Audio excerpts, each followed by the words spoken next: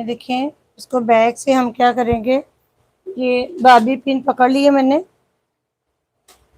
बाबी pin पकड़ लिए मैंने, ठीक है। और इसको मैं ऐसे उठाऊंगी, यहाँ से आप नीट कर लें।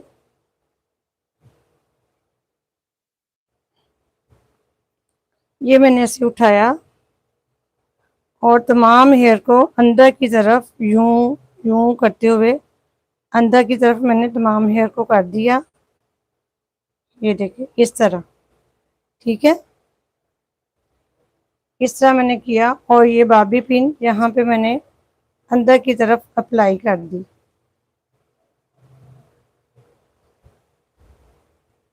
जस्ट एक पिन के साथ ये मेरा अच्छा खासा फ्लफी और हाइट में मेरा हेयर स्टाइल आ गया है।